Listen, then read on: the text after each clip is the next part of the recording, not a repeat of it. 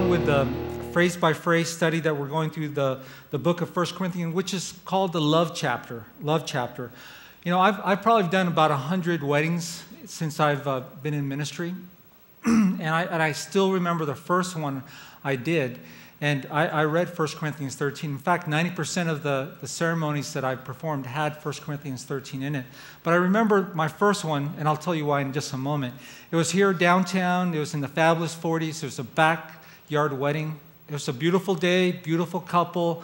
I mean, they had the cello and the violin playing, you know, before the wedding, and they had the wedding march, and the father was bringing the bride down the aisle, and at the end I say, who gives this woman in marriage to this man? And the father said, I do, and they come forward, and you see the women, they're all tearing up and crying, and men holding back the tears. And, you know, as a pastor, you know, things are going well when you're getting these kind of emotional responses. And and I start reading 1 Corinthians 13.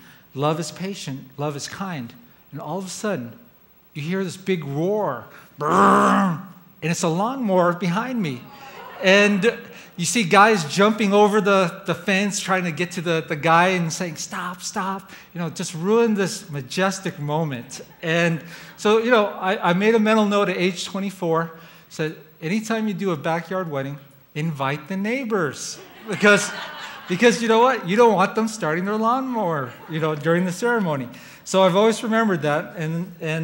But 1 Corinthians 13 is a wonderful passage. Some people think, though, that it was written for weddings or for some romantic candlelight night that you have, and you read that passage. It is a great passage about love because it shows the perfect love that God has. But that passage was really written as a rebuke, you know, by the Apostle Paul.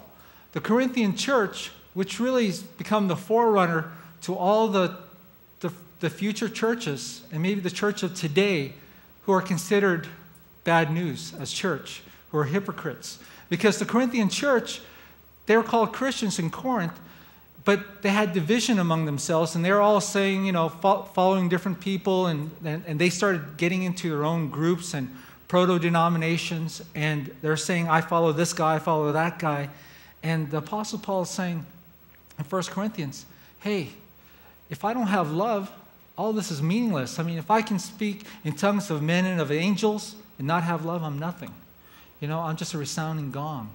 You know, if I can fathom all mysteries and do all these mystical things, power that comes from the Lord, like some of these guys said that they had those powers, you know, I'm nothing if I don't have love. And so it's a rebuke to the Christian church in Corinth to say, you guys got to stop it.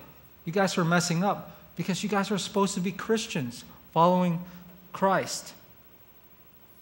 So that's the background, and I want you guys to read along with me 1 Corinthians 13, starting at verse 4. Let's be on the screen. Read this out loud with me. Love is patient. Love is kind. It does not envy. It does not boast. It is not proud. It is not rude. It is not self-seeking. It is not easily angered. It keeps no record of wrong. Love does not delight in evil, but rejoices with the truth. It always protects, always trusts, always hopes, always perseveres. Love never fails.